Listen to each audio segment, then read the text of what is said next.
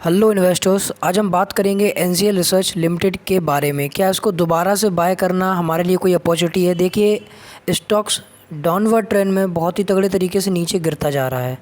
इस स्टॉक की बात करें तो अगर जो लोग इसको बाय करने की सोच रहे हैं तो उन्हें क्या बाय करना चाहिए, क्या अपॉर्चुनिटी है इस स्टॉक में, और जो लोग इसको बाय कर चुके हैं अराउंड 0.60 या 70 पर, उनको क्या करना चाहिए इस पॉइंट पर। तो आज इसी स्टॉक के बारे में बात करेंगे, both fundamental and technical analysis बहुत ही अच्छी तरीके से और एक लॉजिक तरीके से एक डिसीजन पर पहुंचेंगे इन द लास्ट वे। चलिए बात करते हैं मार्केट कैप की। तो 56 करोड़ का मार्केट कैप है। कहीं ना कहीं इसमें कंपनी एक स्मॉल कैप की कंपनी है।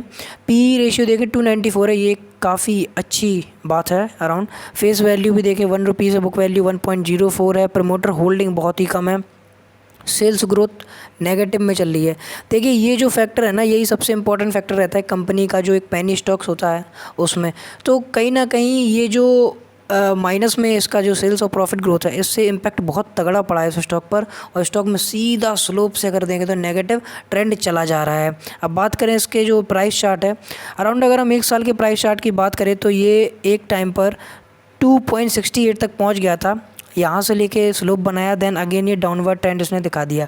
देखिए, अगर हम बात करें तो यहाँ पे 1 जुलाई के आसपास इसमें एक बहुत ही तगड़ी सेलिंग हुई थी। कहीं ना कहीं कोई ऑपरेटर या प्रमोटर्स ने अपनी एक बड़ी अमाउंट में से आउट हुए थे, तो इस वजह से भी इस स्टॉक में काफ़ी ज़्यादा हमें डाउनवर्ड ट्रेंड मूवमेंट देखने को मिली। चलिए इसकी सेल्स वगैरह और जो इसके फंडामेंटल इस पर बात करते हैं। अगर हम ये इस चीज़ को देखें तो ये प्रमोटर की होल्डिंग है। देखिए, आप हर साल में कम होती आई है, उस वजह से कहीं ना कहीं इस स्टॉक पर बहुत ही तगड़ा इम्पैक्ट पड़ा है। जून 2021 से इसमें एक डाउनवर्ड ट्रेंड बनता आया है, वही इसकी वजह है कि इसकी जो प्रमोटर्स ने होल्डिंग थी वो अपनी कम करते गए। देखिए, इस स्टॉक में अगर नेट प्रॉफिट की बात करें तो -0.77 माइनस पे चल रहा है इसका नेट प्रॉफिट। देखिए, स्टॉक में ना ही तो कोई अभी प्रॉफिट ग्रोथ है, ना ही कोई सेल्स ग्रोथ है जिसमें हमें इस स्टॉक में इन्वेस्टमेंट बनाना चाहिए। देखिए, जिन्होंने होल्ड करके रखा है तो कोशिश कीजिए इस स्टॉक से बाहर निकलने की, बिकॉज जो प्रमोटर्स हैं वो खुद ही इस स्टॉक से बाहर निकल रहे हैं।